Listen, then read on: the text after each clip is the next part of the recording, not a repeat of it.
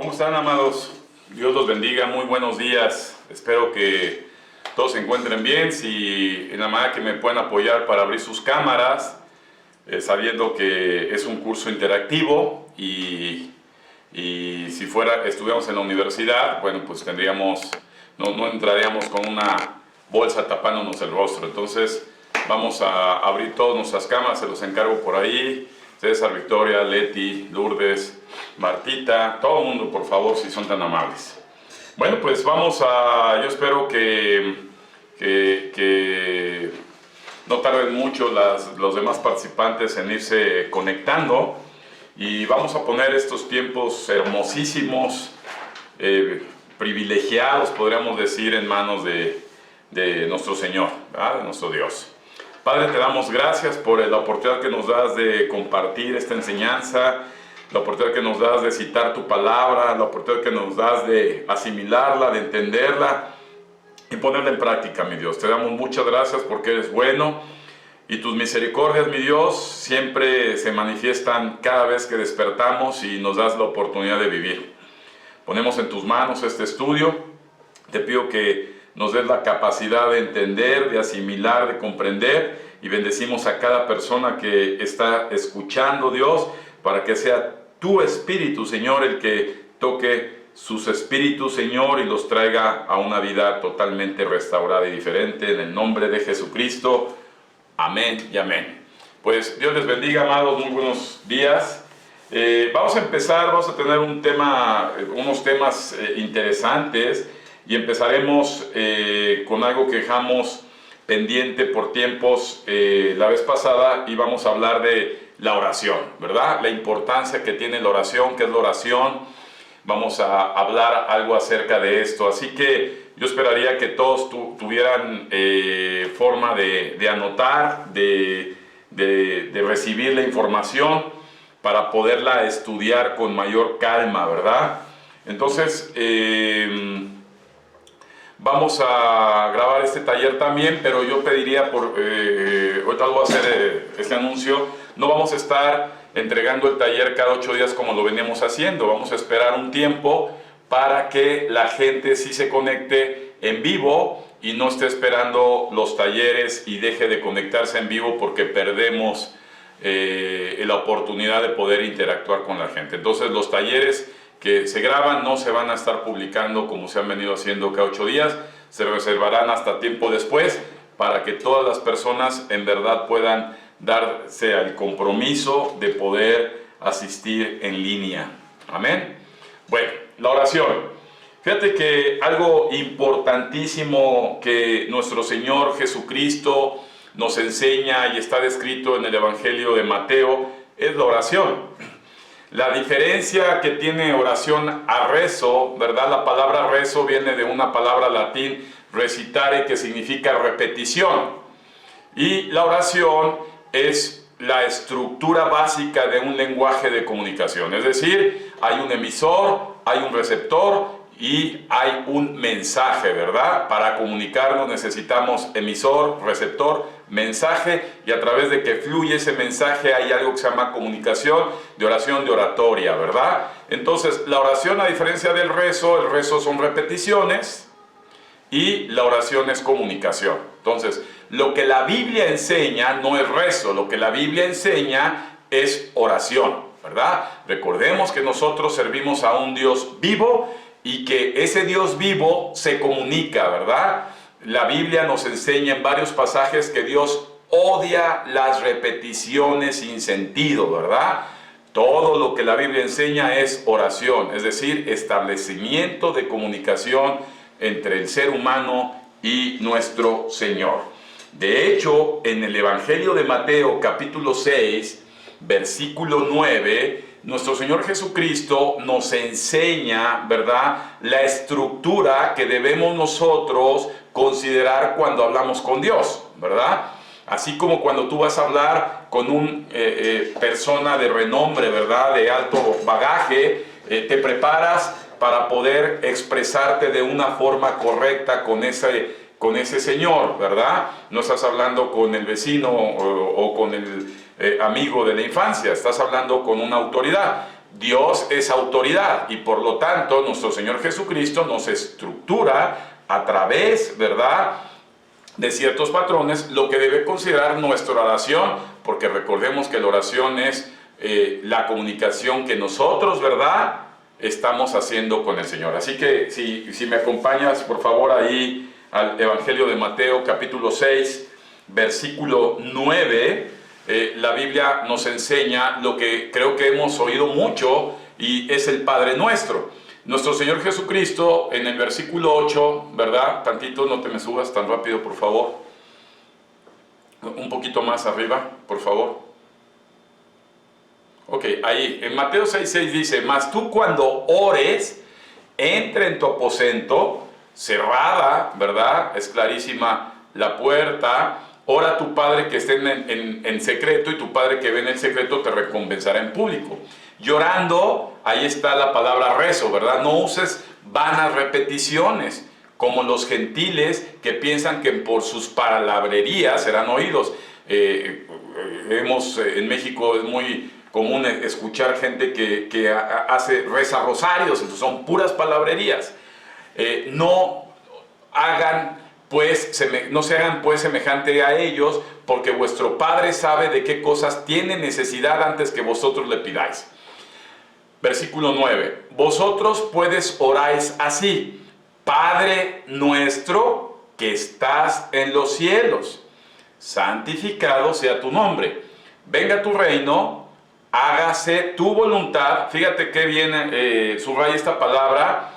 Como en el cielo, no dice como los que rezan, hágase tu voluntad en la tierra como en el cielo. No, es primeramente, así como son las cosas perfectas en el cielo, háganse también aquí en la tierra. Si te das cuenta la diferencia, viene en la Biblia. Y dice, el pan nuestro de cada día, dánoslo hoy, y perdona nuestras deudas, como también nosotros perdonamos a nuestros deudores. Versículo 13. Y no nos metas en tentación, mas líbranos del mal, porque tuyo es el reino y el poder y la gloria por los siglos de los siglos. Amén. Si volvemos a regresar al versículo 9, podemos empezar a notar que esto es una estructura. Es decir, no está diciendo nuestro Señor Jesucristo que digan el Padre Nuestro como una repetición, sino como una base para que nosotros podamos considerarlo cuando hablemos con nuestro Señor Dios a través de, primera parte, exaltación. Padre nuestro, Dios no es solamente Dios, Dios es tu Padre. Cuando decimos que Dios es tu Padre, es porque nosotros tenemos la garantía que que nuestro Señor Jesucristo nos reconcilió con Dios Padre, y por eso nos da la confianza de llamarle Padre, Padre mío, en una forma personal, reconociendo su santificación, es decir, reconociendo su autoridad, reconociendo su poder, reconociendo su señorío. Recuerda que Dios es omnipresente, omnipotente y omnisciente, todo lo sabe, todo lo puede, en todos lados está, y por lo tanto, amado hermano, esta primer parte de la oración habla de una exaltación y reconocimiento a la autoridad que tiene Dios, que además tiene una línea hermosísima con cada uno de los que hemos conocido a Cristo, de llamarle Padre, ¿verdad? Y luego venga tu reino, ¿verdad? El reino de Dios es un reino eterno, veremos más adelante, es un reino celestial, es un reino poderoso, es un reino con autoridad, es un reino donde las cosas se hacen correctamente, donde la bondad, el amor de Dios fluye, y no el reino como el que vivimos aquí en la tierra, que es totalmente opuesto. Por eso dice, hágase tu voluntad, y esta parte es importantísima. La voluntad de Dios debe estar siempre por encima de todas voluntades, así que apunta a eso. No esté encima tu voluntad por encima de la voluntad de Dios. La voluntad de Dios debe estar por encima de cualquier voluntad humana, ¿verdad? Así como en el cielo, volvemos a hacer énfasis de la parte superior, es decir, de la parte de arriba, los cielos están arriba, para poder caer en la parte de abajo, que es la tierra. Entonces tenemos aquí una situación de decir cielos arriba, tierra abajo. Lo que se hace en lo superior, que venga a lo que se hace abajo en lo inferior, y eso traerá grandes beneficios. El pan nuestro de cada día, nuestro Señor siempre será nuestro sustento, no nada más en lo material, sino recordemos las palabras de Jesús, no solo de pan vive el hombre, sino de toda palabra que emana de la boca de Dios. Entonces, tanto el pan físico es importante como el pan material. Y luego viene una estructura donde nos incita a que no olvidemos pedir perdón, ¿verdad? Qué importante es que cuando empezamos a hablar con la autoridad que tiene nuestro Dios, nuestro soberano, siempre antes de pedir, bendíceme, dame, ponme, hazme, como si fuera nuestro esclavo, siempre reconocer su autoridad como lo hemos visto en los formatos de arriba y decir, Señor, perdóname, ¿verdad? Porque una persona que no reconoce que tiene de qué pedir perdón es una persona que no es sensible ni está dispuesta a un cambio, como lo vimos en la clase pasada. Así que nosotros pedimos perdón, pero también nos comprometemos ante Dios para perdonar también a aquellas personas que nos han hecho alguna situación, ¿verdad? Y luego en el versículo 13 nos pone nuestro Señor Jesucristo una parte también esencial. Ayúdame, Señor, ¿verdad?, a librarme de toda tentación. Líbrame de todos esos errores, de esas decisiones que no van a traer nada bueno a mi vida, ¿verdad? Porque tú lo sabes todo, tú sabes todo absolutamente. Y ahí viene porque el reconocimiento, porque tú es el reino, el poder y la gloria por siempre, ¿verdad? Por los siglos de los siglos. Amén. Entonces, si ya vimos el Padre Nuestro, pues el Padre Nuestro es una estructura, es un machote que nos pone nuestro Señor Jesucristo para comunicarnos de una forma correcta con nuestro Dios Padre Todopoderoso. Ahora bien, dentro de la oración, ¿verdad?, que vuelvo a decir, es la herramienta más poderosa que tiene el ser humano para hacer que la mano de Dios se mueva. Escucha bien esto. Cuando nosotros oramos, ¿verdad?, confiados, ¿verdad?, a nuestro Dios, estamos convencidos porque estamos siguiendo la instrucción de nuestro Señor Jesucristo, que nuestro Dios escucha. Esto es importante, ¿verdad? Una persona que no ora con la confianza de que Dios le escucha, no va a tener los resultados que espera.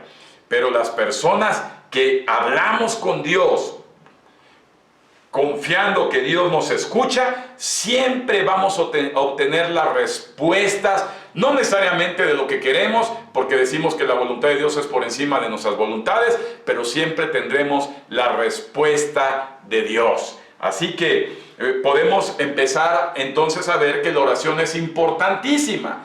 Nuestro Señor Jesucristo nos enseña a través de la Biblia que oraba todo el tiempo. Oraba en las mañanas, muy de temprano, oraba a mediodía, oraba en la noche. Todo el tiempo la oración, la comunicación permanente de Cristo con Dios era lineal, ¿verdad? Y hay oraciones muy específicas que la Biblia nos enseña. En primer lugar, nos enseña que la oración debe ser un momento íntimo. Allí en Mateo capítulo 6, versículo 6, como acabamos de verlo hace un rato, ¿verdad?, la Biblia nos enseña que a Dios le agrada que en ese momento de comunicación, de intimidad, no haya ningún estorbo. Si me acompañas, por favor, Mateo 6:6. No haya ningún estorbo, que no tengas música, que no tengas televisiones, que no tengas puesta gente ahí escuchándote, no tengas público. Dice la Biblia, en versículo 5 dice, y cuando ores, no seas como los hipócritas, porque ellos aman el orar de pie en las iglesias, en las esquinas de las calles, para que todos los hombres los vean. De cierto te digo que eso ya tendrán su recompensa. Pero tú, ¿verdad?, y yo, cuando oremos, es decir, cuando queramos hablar con Dios,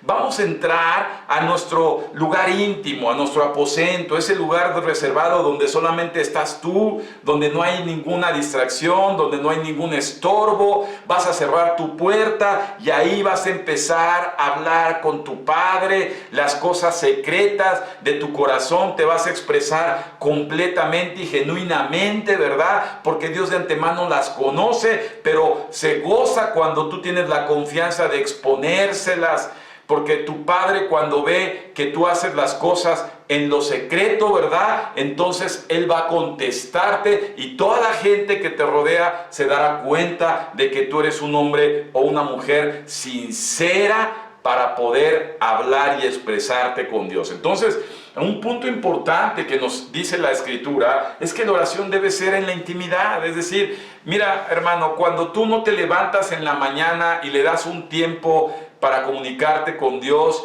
y decirle todo tu sentir, respetando la estructura que nos enseñó nuestro Señor Jesucristo, ¿verdad? Prácticamente ese día tú saliste expuesto a la calle. Ese día tú comenzaste un día totalmente expuesto a las circunstancias, expuesto a los errores, expuesto a tu propia voluntad y ajeno a la voluntad de Dios, ajeno a la protección de Dios, ajeno a la bendición de Dios. Entonces la Biblia nos enseña, la oración debe ser muy temprano, ¿verdad? Es un hábito que hay que hacer, como las personas que llevas a hacer ejercicio, te haces un hábito de decir, ¿sabes qué? Me voy a tener que levantar media hora antes, una hora antes, para poderme alistar, hacer 20 minutos de cardio, no sé, lo que sea. Tienes que dedicarle tiempo a esa área importantísima como es la oración. La oración, ¿verdad? Vuelvo a repetir, hace que la mano de Dios se mueva, ¿verdad? A Dios le agrada que la gente le tenga la confianza y se acerque a hablar con Dios. Entonces, podemos entender que ya no nada más tienes a la comadre, ya no nada más tienes a la amiga o al amigo o al compadre, ¿verdad? Sino para poder expresar tus cosas, sino principalmente tienes a Dios que está deseoso de escucharte hablar con Él. Entonces la oración es importantísima, ¿verdad? También la Biblia nos enseña a que la oración cobra un poder muy grande también dentro de la congregación, es decir, sobre gente que ama a Dios, con gente que confía en Dios, y eso es otro tipo de oraciones. Eso no quiere decir que sustituya la oración de la intimidad. Cada persona es responsable de tener una comunicación, escúchame bien, personalizada con Dios. Pero la Biblia también nos enseña en Mateo 18:20, si me acompañas, a que también la oración colectiva de personas que aman a Dios, cuando hay un acuerdo entre ellos y vamos a decir, oye, hay un enfermo, hay una persona que nos está pidiendo por salud, hay una persona que nos está pidiendo por un problema, vamos a ponernos de acuerdo, no vamos a estar pidiendo por nosotros, vamos a estar pidiendo por otros. Entonces a Dios se goza con ese tipo de oraciones. Bueno, en la Biblia nos enseña en Mateo 18:20, porque están 2 o 3 reunidos o congregados en mi nombre, yo estoy en medio de ellos. Entonces, tenemos la confianza de que cuando nos reunimos, y vuelvo a repetir, no con cualquier gente, sino con gente que verdaderamente no necesitan ser cientos ni miles. Si estás tú y estoy yo y estamos convencidos que amamos a Dios y estamos convencidos que somos congruentes, estamos convencidos que Dios nos contesta, con la oración de 2, Dios está en medio, ¿verdad? Escuchando las peticiones que hacemos para ayudar a otras personas, aunque estén del otro lado del globo terráqueo, ¿verdad? La oración no tiene un efecto zonal o local, la oración es eterna, la oración es espiritual, es celestial y llega a cualquier parte del mundo, ¿verdad? Y a mí cuando las personas ya no quieren escuchar acerca del amor de Dios, lo único que no me pueden impedir es que yo siga pidiéndole a Dios por ellos. Entonces la oración hace que las cosas sucedan y eso es algo que debemos de tener entendido y muy importante grabado. Ahora, hay un tema muy importante. Recuerda que el que reconcilió al ser humano con Dios cuando no somos judíos es Jesucristo. Dice, porque, ¿verdad? Hay un solo mediador entre Dios y los hombres, Jesucristo, su Hijo, ¿verdad? En Juan 14:6 dice, porque Jesús es el único camino, la única verdad y la única clase de vida, y nadie va a acercarse a Dios si no es a través de Jesucristo. Por lo tanto, siempre que terminamos de hablar con Dios y pedirle a Dios las cosas y exponerle a Dios las cosas, ¿verdad? Es muy importante comentarle y decirle a Dios, porque te lo pido en el nombre de, no vas a decir en el nombre del pastor, no vas a decir en el nombre de tu primo hermano que creo que se llamaba Judas, Tadeo, no le vas a decir en el nombre de San Francisco, ni en el nombre de nadie más. Tienes que decirlo en el nombre de mi Señor Jesucristo. Te lo pido en el nombre, no lo digo yo, ¿verdad? Lo dice la Biblia en varios versículos, y si ahorita me apoyan en Juan capítulo 16, versículo 24, la Biblia nos dice enfáticamente que esto es importantísimo. Hablar con el Señor en el nombre de nuestro Señor Jesucristo. Así que veamos el versículo Juan 16, ¿verdad? 24, dice la Biblia, hasta ahora no has pedido en mi nombre, está hablando Jesús, y recibiréis para que tu gozo, tu alegría sea cumplida, ¿verdad? Entonces es importante, ahí en el versículo 23, ahí también lo dice, ¿verdad? Regrésate tantito, por favor, va muy rápido. El versículo 23, en aquel día no me preguntes nada, de cierto os digo que todo cuanto pidieras al Padre en mi nombre, ¿verdad? Está hablando Jesucristo, en mi nombre. Y en el 24 lo afirma, hasta ahora no has pedido nada en mi nombre. Pide y vas a recibir para que tu alegría sea cumplida. Entonces, importantísimo cómo la Biblia nos enseña que siempre que hablamos con Dios, nunca se te olvide que lo pides en el nombre de nuestro Señor Jesucristo. En nadie más, en el nombre de nuestro Señor Jesucristo. Así que vamos a ver que la oración nos ayudará tanto al estrés, a la angustia. Mira, hay muchas personas que yo siempre las veo muy estresadas, muy afanadas, o deprimidas, o tristes, o solas, o desesperadas, o angustiadas. La oración, amado hermano, hablar con Dios nos trae paz. Hablar con Dios nos trae esperanza. Hablar con Dios nos da seguridad, hablar con Dios nos da protección, hablar con Dios nos da la garantía de que lo que vamos a emprender porque Dios nos habla, ¿verdad? Ya hemos hablado de la importancia de la Biblia. Me dice, oiga, y todo lo que yo le hablo a Dios, todo lo que le pido a Dios, ¿cómo sé que me va a contestar si me está diciendo que la oración es una comunicación? Porque cuando tú lees la Biblia es palabra viva y eficaz y más cortante que una espada de doble filo, que penetra tu cuerpo, rompe las coyunturas, los huesos y discierne los pensamientos y las intenciones del corazón y no regresa vacía. Por lo tanto, Dios siempre va a contestar a través de la palabra. Tú hablas a Dios en oración y cuando tú tienes, porque también así como oras diario, lees la Biblia diario, Dios va a tenerte respuestas bien claras y bien certeras a través de su palabra, ¿verdad? No creas que Dios te va a hablar viendo una imagen, viendo si te voltean a ver sus ojitos. No te va a hablar así. Dios te va a hablar a través de su palabra, ¿verdad?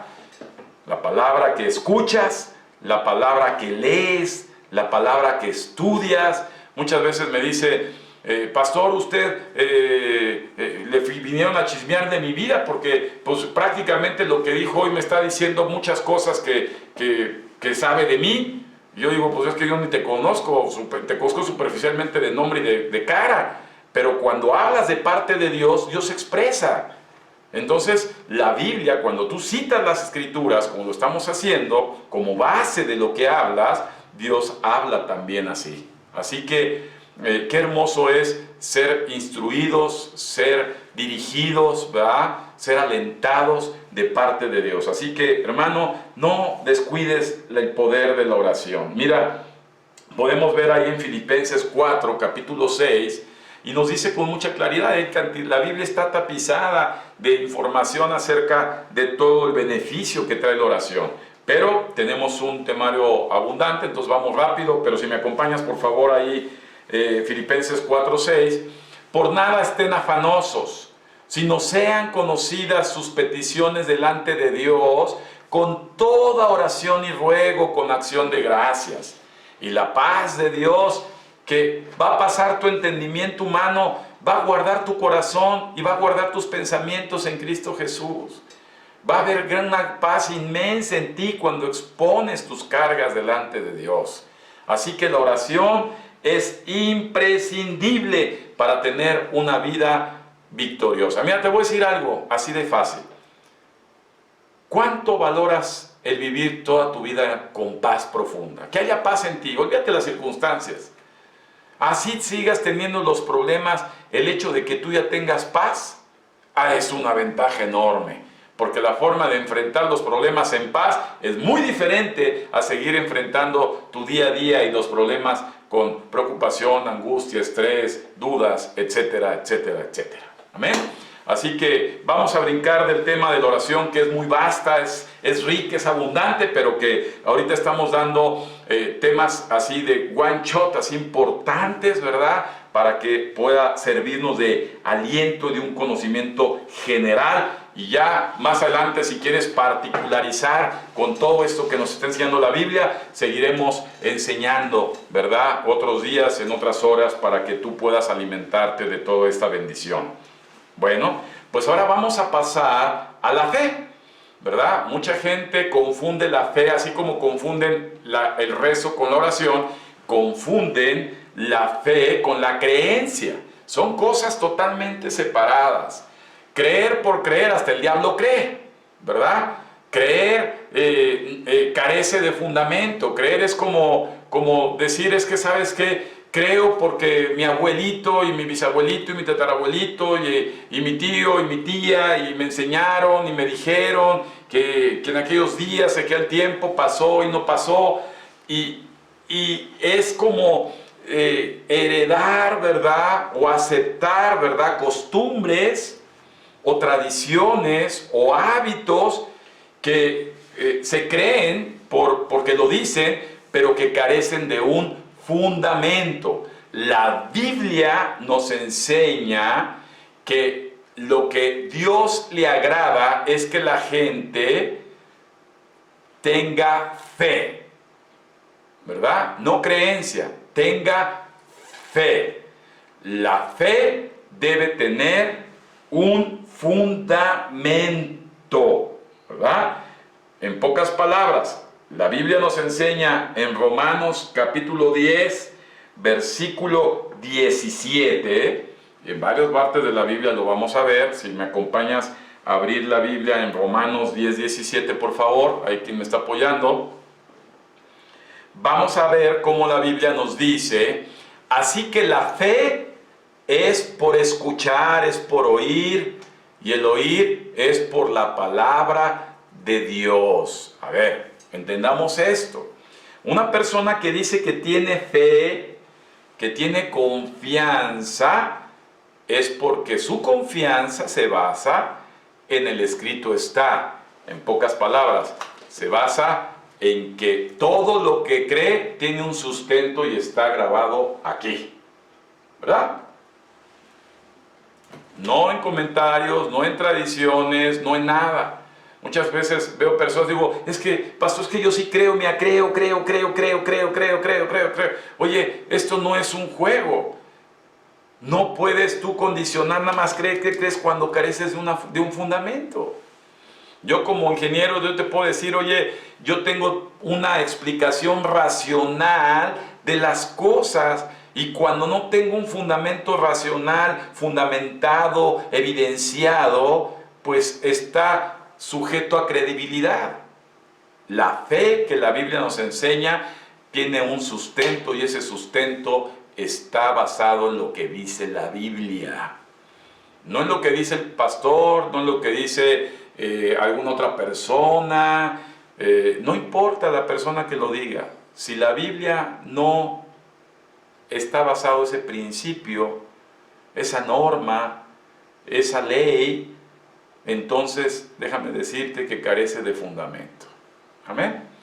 Ahora, en el libro de los Hebreos, si me acompañas, capítulo 11, nos enseña claramente todo acerca de la fe, ¿verdad? La Biblia es un libro de fe que te ayuda a enriquecer la fe, y vamos a ver qué importancia tiene todo esto a través de la Biblia. En Hebreos capítulo 11, versículo 1 dice, ¿qué es la fe? Pues la fe es la certeza de lo que se espera, la convicción de lo que no se ve. Deténgase ahí, por favor. ¿Qué es la fe?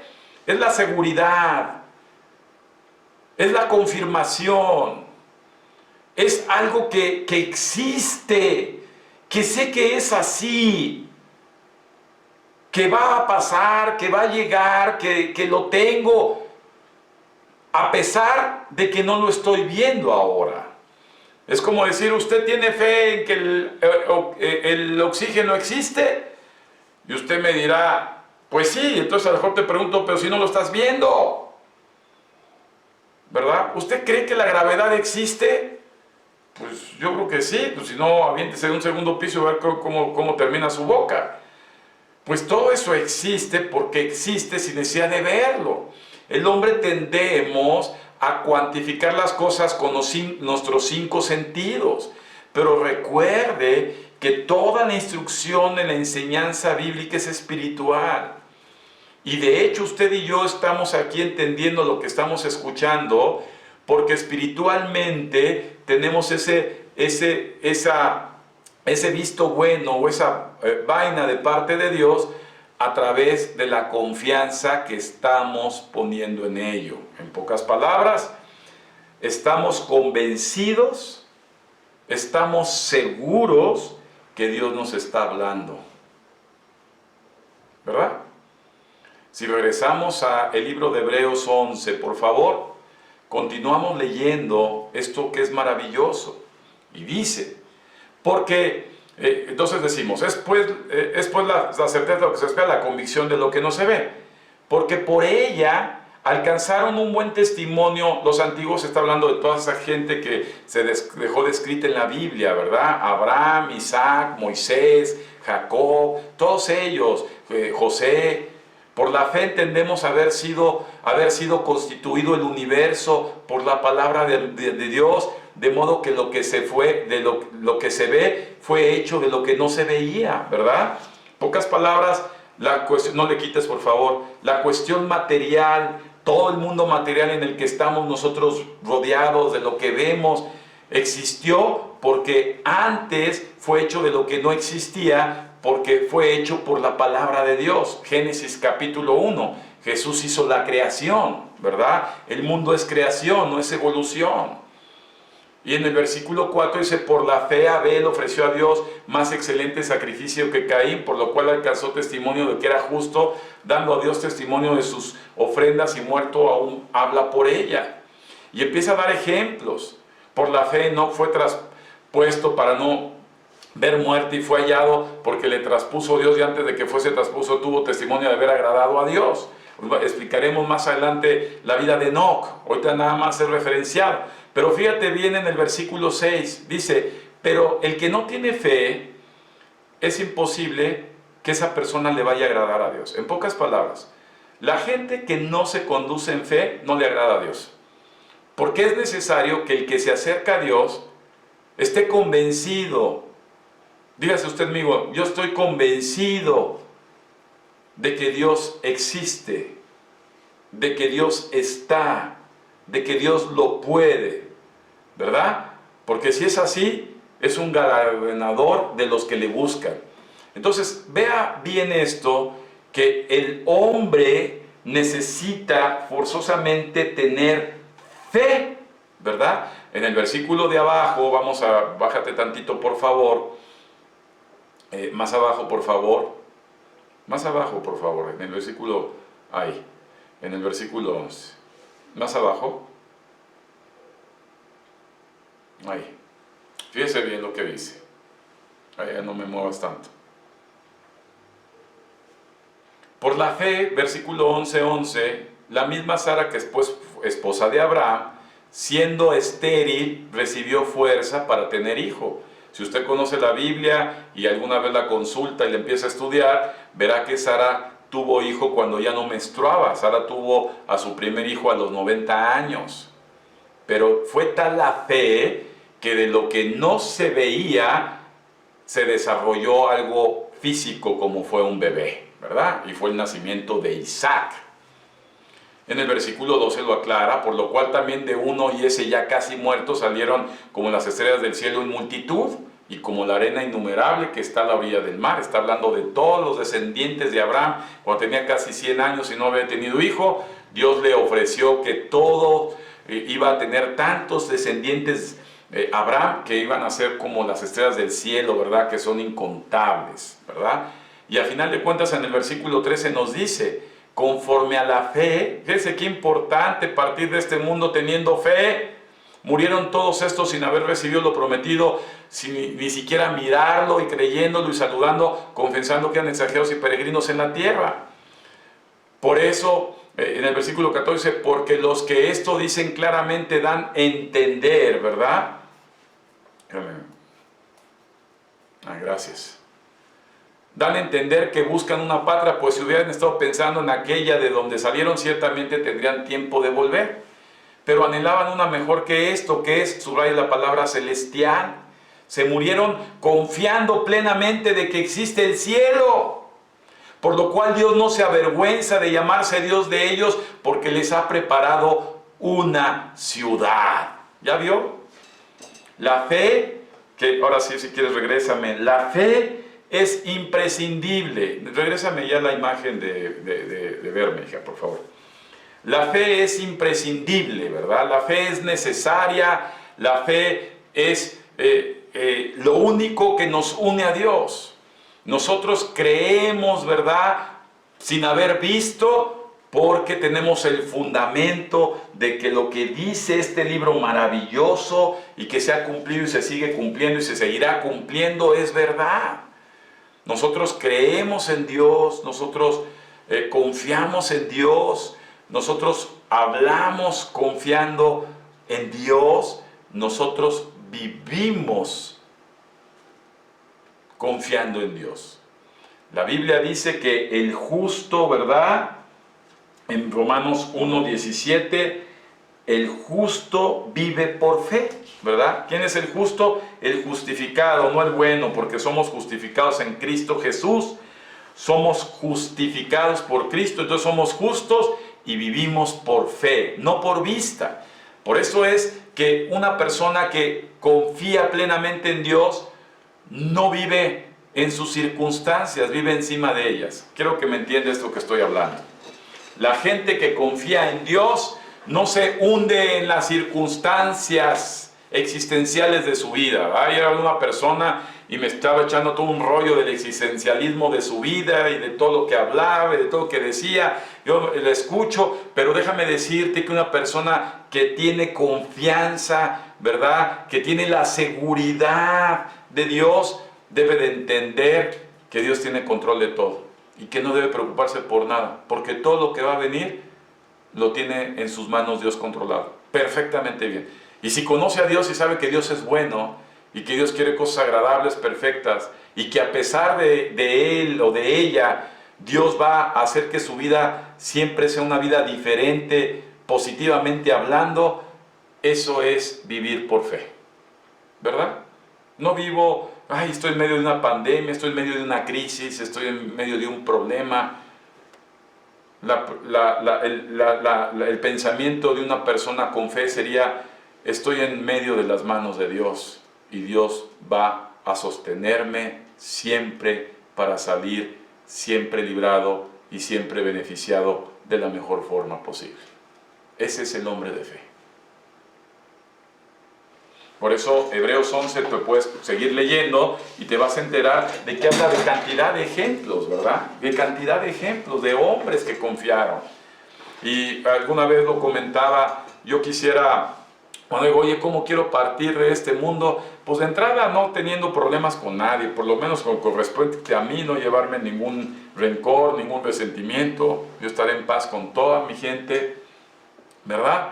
Pero algo que sí es imprescindible es, yo voy a cerrar mis ojos en mi última exhalación de bocanada de aire, confiando plenamente que cuando los vuelva a abrir, voy a ver de frente a mi Señor Jesucristo abrazándome.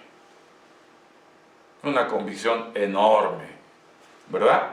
Y para eso tengo que seguir estudiando la Escritura, tengo que seguir conociendo a Dios, tengo que seguir convenciéndome con todo lo que me pasa en mi vida que Dios existe. Así es. Entonces, la fe y la oración son imprescindibles para salir una vida victoriosa, ¿verdad? Ahora bien, esta sí ya está mal.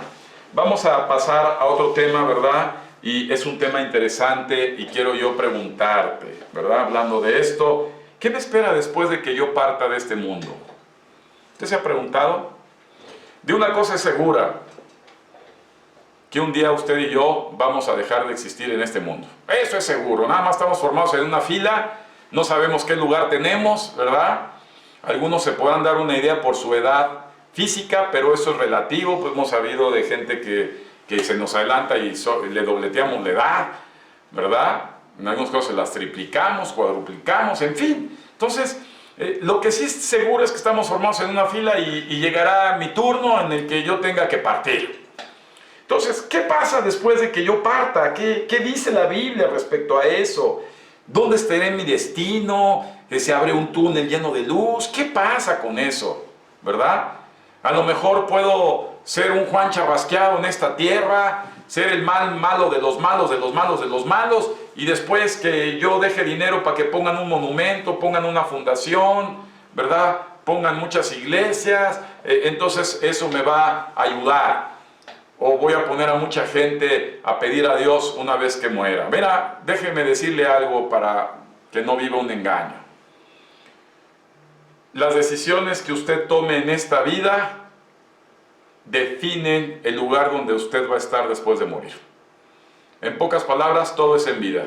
Así que apunte eso es un buen principio que debe quedar grabado. Todo lo que usted hace en la vida se va acumulando para el día que usted parta. Después de que usted parta ya no hay nada más que hacer por usted, ni para bien ni para mal. Escuche bien esto, una vez que usted cierra sus ojitos y ya se murió, ya no hay nada más que hacer ni para bien ni para mal por usted. Así que la Biblia nos enseña que existe un lugar llamado cielo, ¿verdad? Celeste, arriba, diga usted arriba. Hay un lugar arriba. Arriba es arriba, superior, ¿verdad? Excelso, maravilloso, hermoso. Dice la Biblia que cosas que nuestros ojos no han visto, ¿verdad? Y nuestros sentidos han disfrutado en esta tierra, cosas aún mejores que esa son las que Dios tiene preparados para los que le amaron. ¡Ay, qué hermoso y maravilloso! Ni el mar que me gusta tanto, ni el bosque va a ser tan maravilloso como lo que está arriba, porque por eso es superior, arriba. Pero así como existe algo hermoso arriba, existe algo feo abajo. Y eso se llama infierno. Repita conmigo usted la palabra infierno. Es un lugar de tormento y la Biblia en el Nuevo Testamento lo menciona y en el Antiguo Testamento lo menciona muchísimas veces. ¿Verdad? Para que no se engañe y piense que el infierno está aquí. El infierno lo está viendo con el Juan Chabasqueado con el que se casó o con Juana la comadre con la que está. ¿Verdad? No es ese infierno. Su infierno no es su soledad, su infierno no son sus traumas, ese no es el infierno. El infierno existe y es un lugar eterno de mucho dolor y tormento. Y si de algo vino a hablar Jesucristo, es precisamente del infierno, ¿verdad? Y lo vamos a ver a través de la Escritura. Qué hermoso es decir, escrito está. O sea, no estoy creyendo en creencias, sino estoy basándome en un fundamento de la palabra de Dios.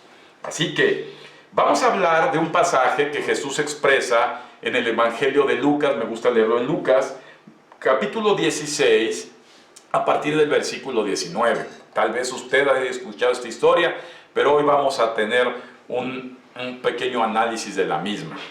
Lucas 16, 19. Dice Jesucristo hablando a toda la gente que le escuchaba. Había un hombre rico que se vestía de púrpura y de lino fino y hacía cada día banquete con esplendidez. Había también un mendigo llamado Lázaro, que estaba echado a la puerta de aquel lleno de llagas, y ansiaba saciarse de las migajas que caían de la mesa del rico, y aún los perros venían y lamían las llagas. Súbete más, por favor. Aconteció que murió el mendigo y fue llevado por los ángeles al seno de Abraham. Observe bien que existen ángeles, vamos a hablar más adelante de eso, ¿verdad? Y murió también el rico y fue sepultado. Y en el Hades, subraya la palabra Hades, alzó sus ojos estando en tormentos y vio de lejos a Abraham y a Lázaro en su seno.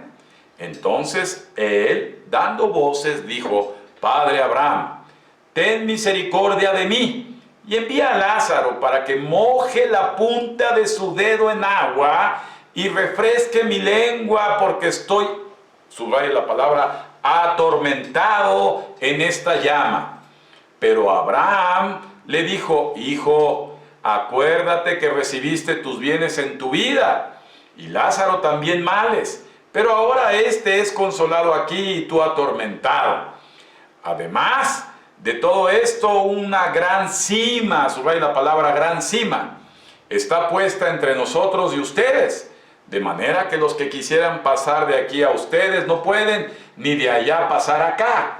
Entonces le dijo: Te ruego pues, Padre, que le envíes a la casa de mi papá, está hablando de su papá físico, porque tengo 5 hermanos, para que les testifique, a fin de que no vayan ellos también a este lugar de tormento.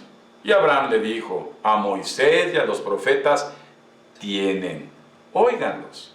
Él entonces dijo: No, padre Abraham, pero si alguno fuere a ellos de entre los muertos, se arrepentirán. Mas Abraham le dijo: Si no oyen a Moisés y a los profetas, tampoco se van a persuadir, aunque alguno se levante de los muertos. ¡Wow! ¡Qué pasaje! ¡Qué profundidad en todo esto!, ¿verdad? Están 2 personas que se mueren, ¿verdad? Y uno desafortunadamente tomó decisiones. No está hablando de riquezas, de que porque era rico materialmente se tuvo que ir al infierno, y el otro estaba tan amolado que se tuvo que ir al cielo. Déjeme decirle que cuando hablamos nosotros de humildad, la Biblia humildad no lo asocia a pobreza, ¿verdad?, sino a una actitud del corazón de la persona. Es una persona humilde, una persona noble, una persona dispuesta a perdonar, una persona, como diríamos en México, buena onda, ¿verdad? Pero, como lo hablamos en el taller pasado, desafortunadamente el materialismo y el relativismo de la época en la que vivimos, para mucha gente todo es relativo. Relativamente creo, relativamente estoy de acuerdo, relativamente estoy... La Biblia nos enseña algo que la gente se ha olvidado: es absoluta. Diga usted absoluto, o eso no es. Y así como absoluto es mentiras a media, verdades a media son mentira. La verdad es absoluta, la Biblia es absoluta, Dios es absoluto, nunca es relativo. Las religiones serán relativas, pero la relación con Dios es absolutiva, ¿verdad? Entonces, no existe un lugar de purgatorio, porque eso sería relativismo. Tienes todavía otra chance, te mueres y a lo mejor vas al purgatorio, ahí te quemas tantito, chamusqueas los pecaditos que todavía te llevaste a la tumba para que pases ya al cielo. No existe eso. Hay un abismo, hay una separación entre el infierno y el cielo. No pueden accesar, no pueden los muertos regresar con sus familiares y decirle: Oye, abusado, porque ya estoy en el infierno, sí está bien gacho aquí, así que mejor sí ponte a estudiar la Biblia y ahora sí conoce a Dios y ponte en cuentas con tu papá, con tu mamá, con tu hermano, con tu esposa, con tu hijo, con tu vecino. ¡No! Moisés significa la ley. Moisés escribió, ¿verdad? Es el que escribió los mandamientos, el que recibió las tablas del Señor. Significa la escritura. Moisés representa la escritura. Los profetas significan todo lo que Dios habla a la gente. Entonces, ¿qué es lo que nos entrega Dios? Dice: Dios nos deja a los seres humanos en la época, ¿verdad?, este libro maravilloso. Esto es lo que debemos nosotros tener por fe para poder basar toda nuestra confianza en Dios. De ninguna manera va a venir alguien a decirte: esto sí existe, así que ya cambia tu forma de ser. Nada de eso.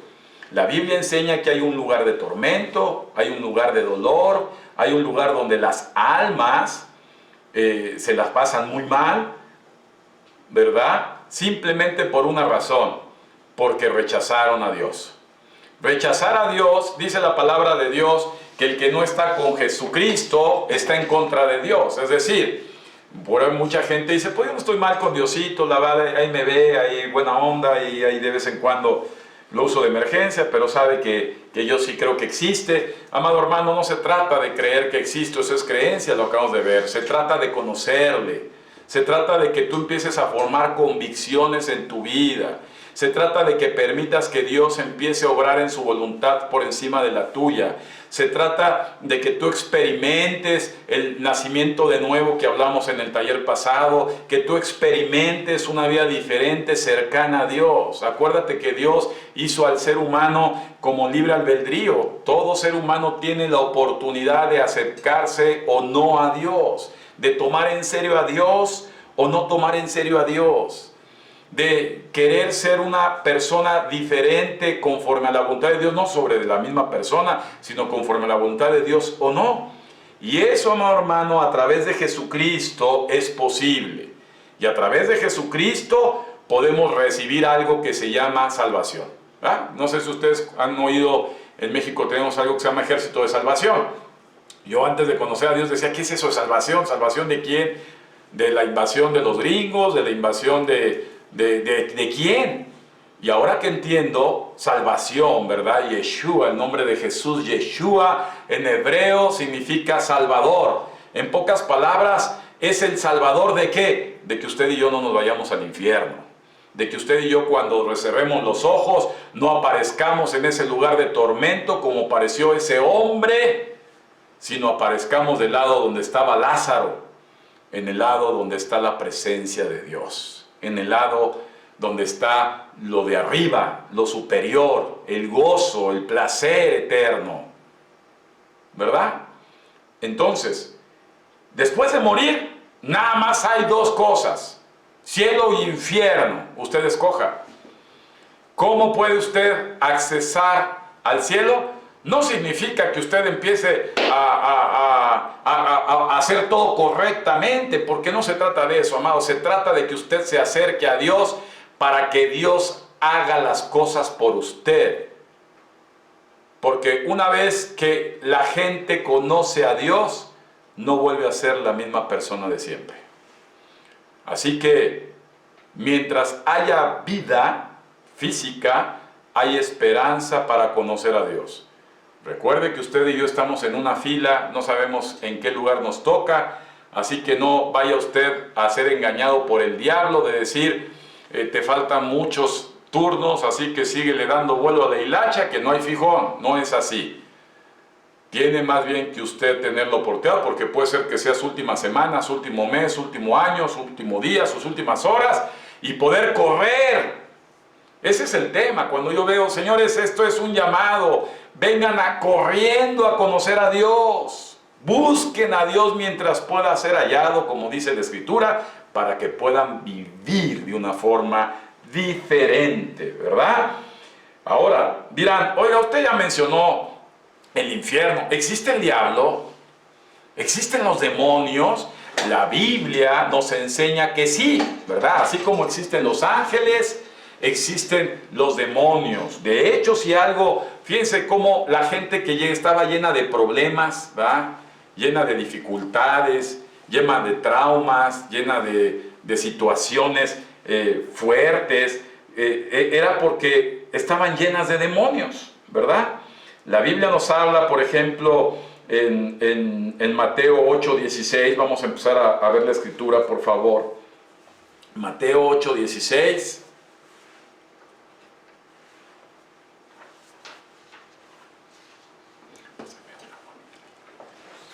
Y cuando llegó la noche, trajeron a él muchos, subraya la palabra, endemoniados. Y con la palabra echó fuera a los demonios. ¿Y qué le pasó cuando echó fuera a los demonios de las personas? Sanó a todos los enfermos, para que se cumpliera lo dicho por el profeta Isaías, cuando dijo: él mismo tomó nuestras enfermedades y se llevó nuestras dolencias. Fíjense más abajo, ahí en el versículo 28 de Mateo 8, si vemos, hay otra historia hasta ahí. Cuando llegó a la orilla, la tierra de los Gadarenos, vino a su encuentro dos endemoniados que salían de los sepulcros feroces en gran manera, tanto que nadie podía pasar por aquel camino. Y clamaron diciendo: ¿qué tienes con nosotros, Jesús, Hijo de Dios? ¿Has venido acá para atormentarnos antes de tiempo? Estaba padeciendo lejos de ellos un hato de muchos cerdos, y los demonios le rogaron diciendo: si nos echas fuera, permítenos ir a aquel hato de cerdos. Él les dijo: id. Y ellos salieron y se fueron a aquel hato de cerdos, y aquí todo el hato de cerdos se precipitó en el mar por un despeñadero y perecieron en las aguas. Y los que apacentaban huyeron y vinieron a la ciudad, contando todas las cosas y lo que había pasado con los endemoniados, ¿verdad? Fíjate, más abajo, por favor, tantito. Más abajo, hija, más abajo. Ahí. Fíjate bien. Regresemos ahora sí, quiero ver a la gente. ¿Qué tenían las personas? Repite conmigo: demonios. No es posible cómo la gente actúa con tanta maldad. Te enteras de tantas cosas, con tanta hazaña, con tanta maquinación, que no puede venir de un ser humano, sino de un impulso. Repite conmigo: impulso, que provoca un ser, escucha bien, un ser dentro de otro ser humano. En este caso, un ser espiritual malo llamado demonio, que opera dentro de un ser humano y que presiona, ¿verdad? Y motiva una conducta dañina, tanto para esa persona como para las personas que le rodean. Entonces, los demonios existen. Pero los demonios no es el diablo es un jerarca, ¿verdad? El diablo fue un arcángel que deseó ser diablo, ¿verdad?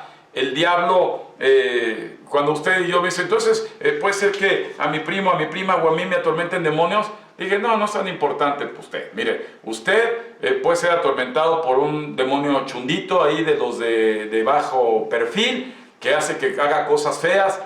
Pero el diablo tiene una jerarquización que opera en la ciudad de Israel al día de hoy.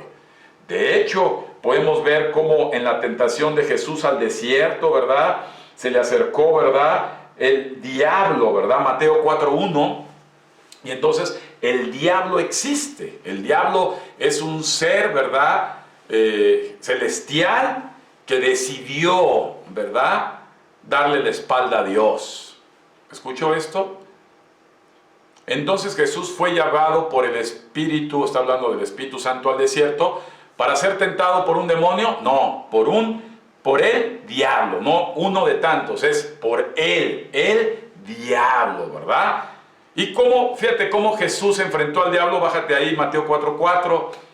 Jesús siempre confrontó al diablo y lo venció citando la Escritura. Él respondió y dijo: escrito está, ¿verdad?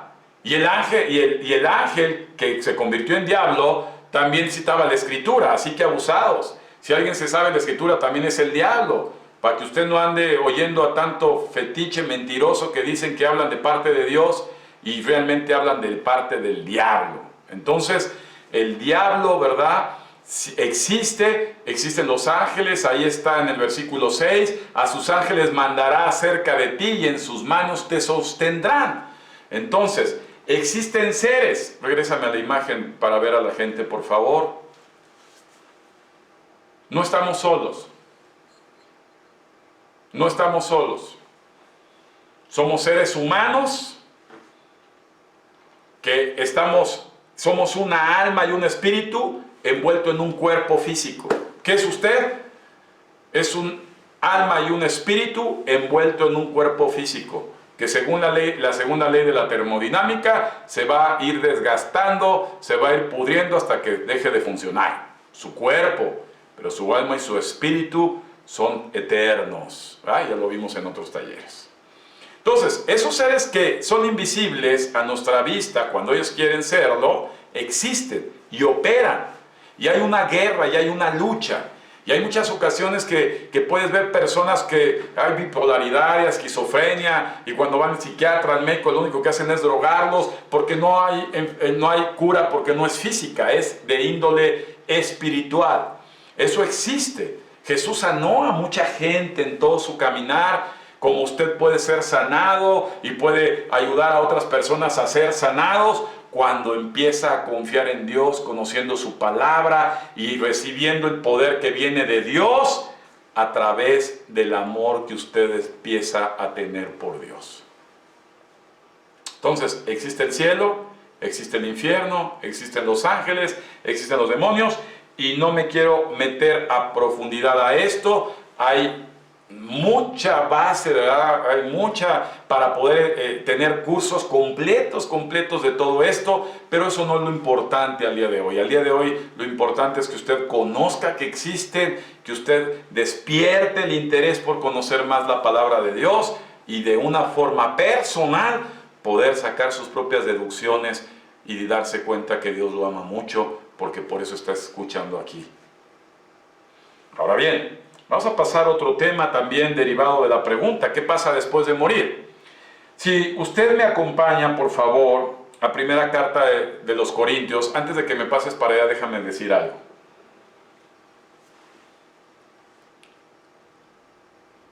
Nosotros, cuando partimos de este mundo, muere el cuerpo. Recuerde que la palabra muerte viene de un origen griego que significa separación. ¿Qué es lo que está pasando? Hay una separación de su alma y su espíritu con su cuerpo físico.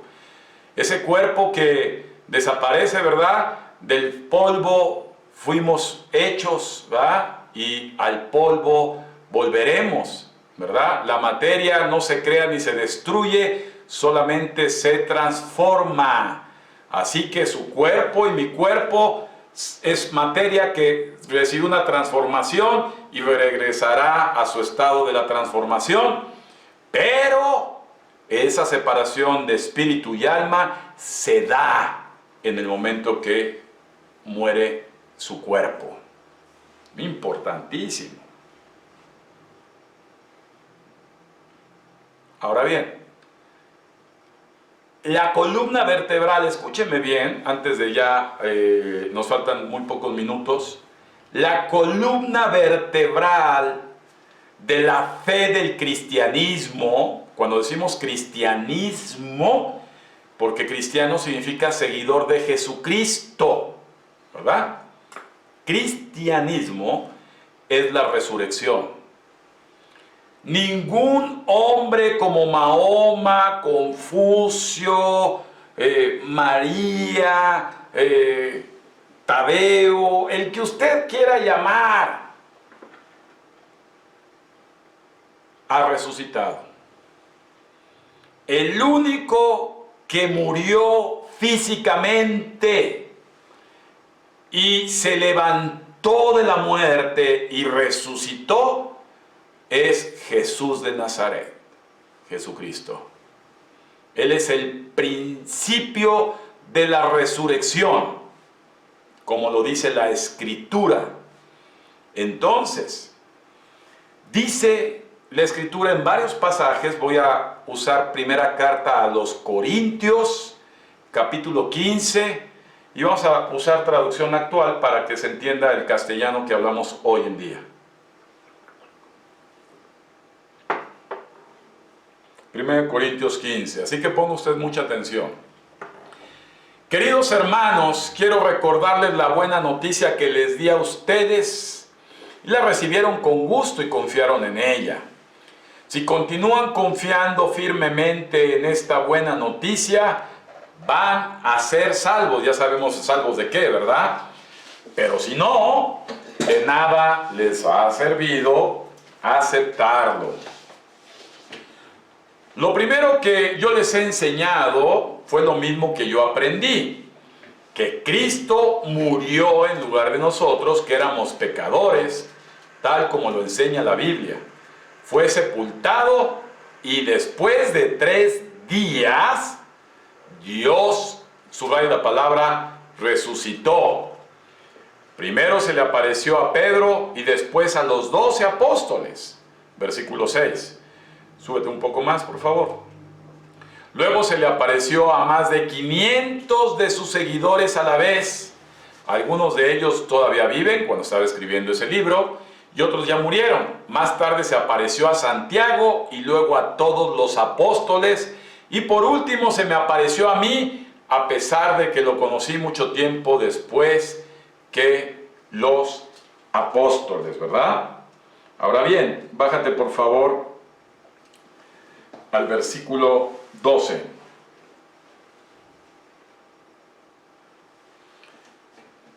La buena noticia que anunciamos es que Dios resucitó a Cristo.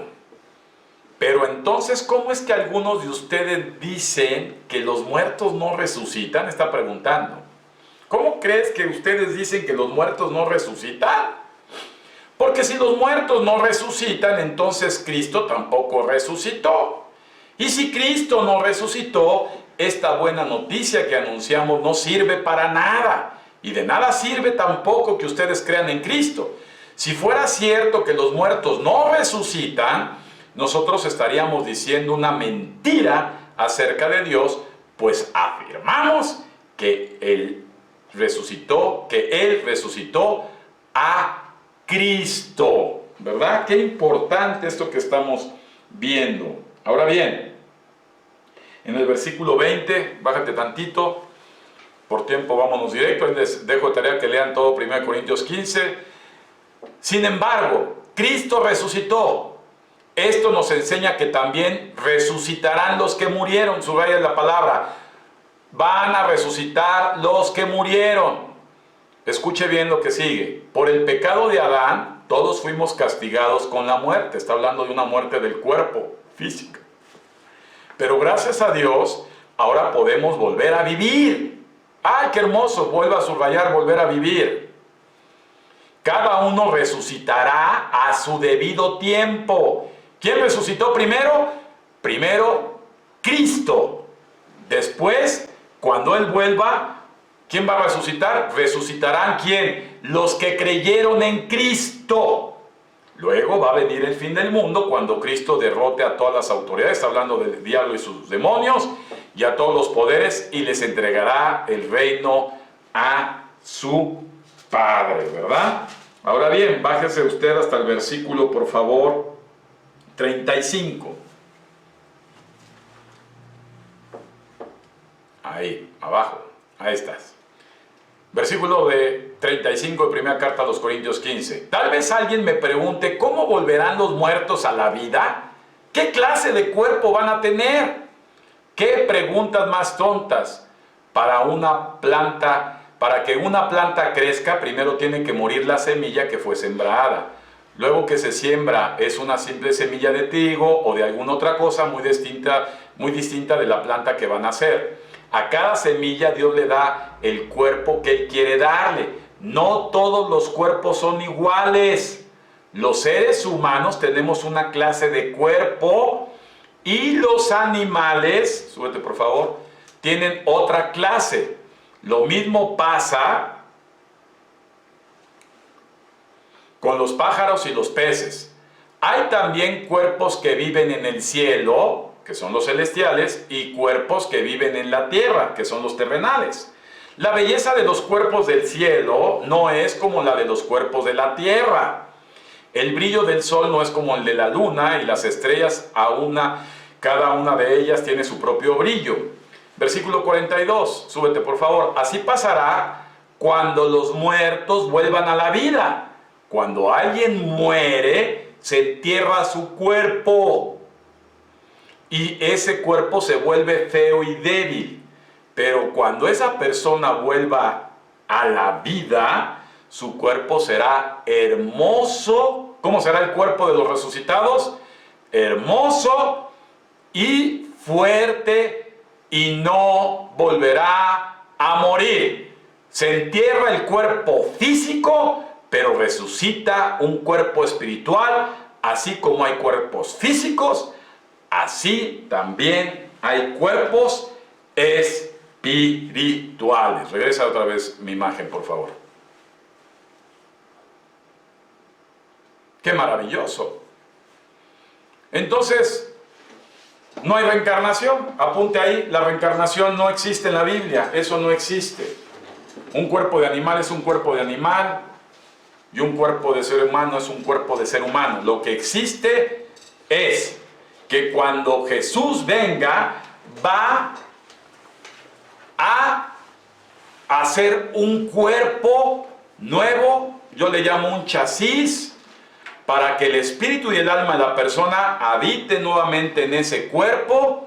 Que va a ser usted, no se crea que va a tener ojos azules si los tenía cafés, o va a tener chinos si tenía el pelo lacio. Simplemente va a tener un cuerpo igual como el que tuvo Jesús, pero es un cuerpo perfecto, ¿verdad? Lo que se muere en corrupción, resucita en incorrupción, y el cuerpo será eterno. ¡Qué hermoso es esto! Entonces, se rompe otra mentira de Satanás. Bebamos, que comamos, que mañana moriremos, disfruta los placeres, haz de todo, experimenta de todo, practica de todo, que te queda poco tiempo. Eso déjaselos para la gente que no conoce a Dios. Para usted que empieza a conocer a Dios, esta vida simplemente es una preparación, ¿verdad?, para poder aprender a vivir en un nuevo cuerpo en la eternidad. Así es. Esta es la maravillosa noticia que nos tiene Jesucristo y basada en la palabra. Bueno, pues por el tiempo aquí vamos a parar esta instrucción. El próximo taller será el sábado nuevamente a las 9:30. No llegue tarde, 9:30 empezamos. No se pierda una sola palabra, es importante para usted. No se van a grabar y subir como lo han estado haciendo las conferencias, para dar tiempo a que la gente se conecte puntualmente y participe, ¿verdad? Así que hasta ahorita me callo para que usted empiece a hablar con preguntas y con mucho gusto las aclararemos a través de la palabra de Dios. Tenemos una pregunta de parte de David. Él nos comenta que cuando regrese Cristo hará un cuerpo espiritual, pero mientras tanto, ¿en dónde está un ser que muere? ¿En dónde están las personas que mueren en este momento? Mira, la Biblia nos enseña que cuando las personas fallecen, ya no hay más que hacer, como lo decíamos, o están en un lugar para Dios o están en un lugar totalmente ajeno a Dios. El tiempo, que es algo que trabajamos mucho, es relativo. No voy a hacer uso de ingeniería, soy ingeniero, pero lo que sí les puedo decir es que el tiempo es relativo. Si tú estás dentro del globo terráqueo, para nosotros el tiempo vale 365 días el año, 24 horas el día, 24 horas el día, 60 minutos la hora, ¿verdad? Y cuando sales al espacio, eso desaparece. En el espacio el tiempo es diferente, pensando que es la rotación de la Tierra respecto a su eje del Sol y viceversa. Sin embargo, para Dios un día son 1000 años y 1000 años es un día, y cuando la gente fallece, prácticamente están en un tiempo que no es un tiempo terrestre, es un tiempo donde prácticamente puede ser el mismo nanosegundo que toda tu vida. Por lo tanto, en el momento que la gente muere, en ese mismo momento, no voy a hablar de la variable tiempo, es una variable, no una constante, ese momento la gente muere, en ese momento está prácticamente delante del trono de Dios para ser juzgados. Así hayan pasado 100 años para nosotros, 500 años, 1000 años, nos vamos a sorprender cuando nos veamos. Los primeros pobladores de la tierra, como Adán y Eva, los vas a ver igual de fresquecitos como estás llegando tú con ellos. Así, de ese mismo nivel. Otra pregunta tenemos de parte de Diana, dice: ¿la resurrección y la reencarnación tienen el mismo sentido? Son totalmente cosas diferentes. La reencarnación es volver a meter el alma y el espíritu de un ser humano en un cuerpo que no es humano. Eso es reencarnación, llámese animal, lo que acabamos de leer, no tiene que ver nada con la reencarnación no tiene un fundamento bíblico. Lo que existe es la resurrección, y la resurrección es el regreso del alma y el espíritu de ese ser humano en un cuerpo humano, en su mismo cuerpo humano, pero ya en un cuerpo glorificado o celestial, de tal manera que es indestructible. Es lo que enseña la Biblia. No pienses que vas a resucitar en otro cuerpo de John Travolta o alguna autoactriz. Es tu mismo cuerpo perfectamente bien hecho. Sí, adelante. Tenemos otra pregunta de parte de Andrea Muñoz. Me gustaría saber cómo identifico a una persona que tiene demonios. Uy. Pues mira, el crecimiento espiritual, que es algo que nos enseña la Biblia a través de la oración, a través de conocer la palabra, a través de ser constante con Dios, va desarrollando tu espíritu. Y la Biblia nos enseña, en primera carta de los Corintios, que el espíritu desarrolla dones, ¿verdad? Y uno de los dones que se desarrollan en el área espiritual es el discernimiento de espíritus. Cuando una persona tiene ese desarrollo de ese don que se desarrolla en esa área espiritual, tienes la facultad de detectar cuando una persona está poseída por demonios. Antes, lo único que puede ser son conjeturas a través de su comportamiento, pero para poder verdaderamente saberlo, es necesario empezar a tener esa madurez o ese desarrollo espiritual. Es impactante cuando llegas a ver una liberación de demonios en la iglesia o en algunos lugares, que tú no lo disiernes, pero ves que esa persona es convulsionada por la extracción de esos seres que viven en ellos. Pero para que tú lo sepas, hay que tener un desarrollo espiritual, y eso te da ya la facultad de poder distinguir una persona cuando tiene esa posesión demoníaca. Tenemos otra pregunta. Cuando muramos, ¿nos encontraremos con nuestros parientes fallecidos y ellos nos reconocerán?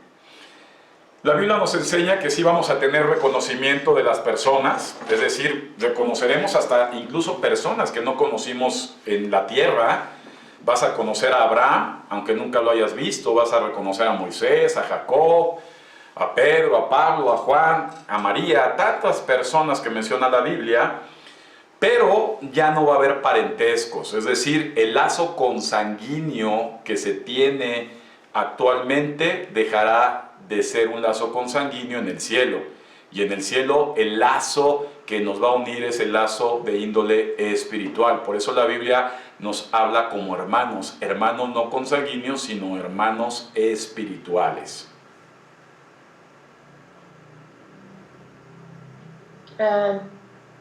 Otra pregunta respecto a la resurrección.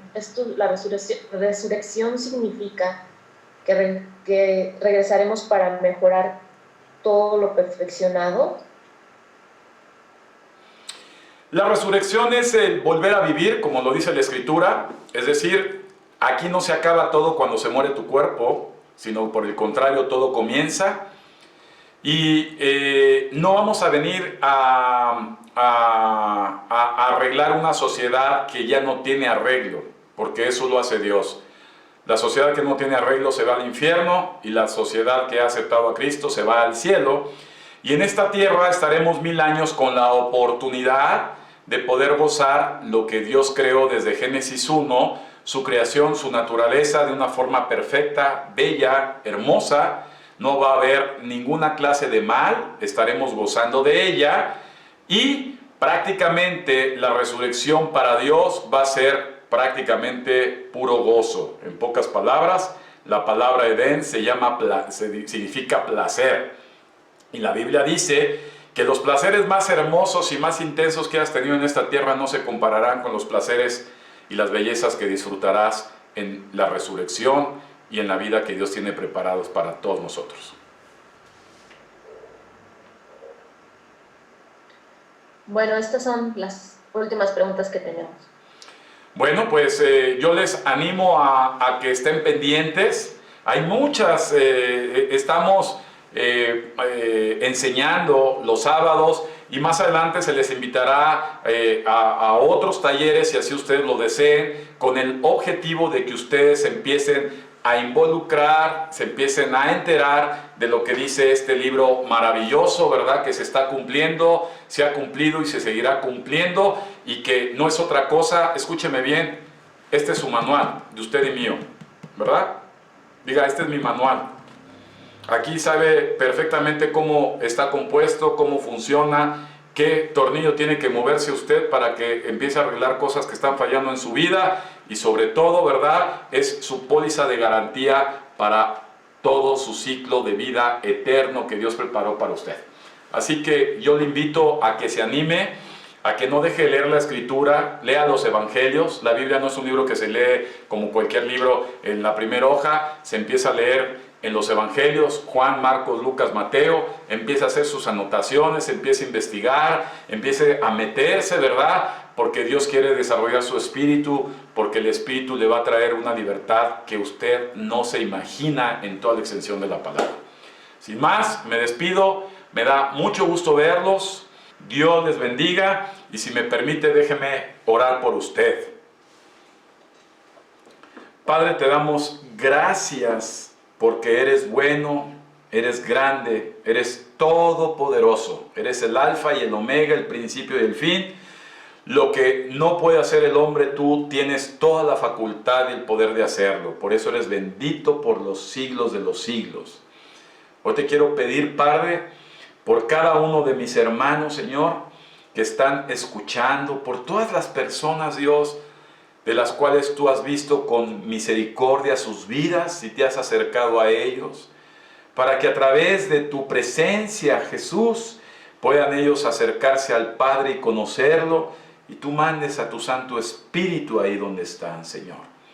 Tráeles el entendimiento que necesitan para comprender la gran bondad amplia, perfecta, profunda de tus planes sobre sus vidas, porque estoy convencido que el amor perfecto es tu esencia. Ámalos como Cristo nos ha amado a todos nosotros, para que tu voluntad sea cumplida en ellos y tengan un lugar separado delante de ti para toda su eternidad. Los bendecimos, Señor, y dales el ánimo y el espíritu que necesitan para poder conocerte, en el nombre de Jesucristo. Amén. Dios les bendiga muchos a todos, que tengan un excelente fin de semana. Nos vemos el próximo sábado, 9:30 en punto. Deja todo lo que estés haciendo, 9:30 es un día especial de Dios para tu vida. Así que nos vemos y Dios les bendiga.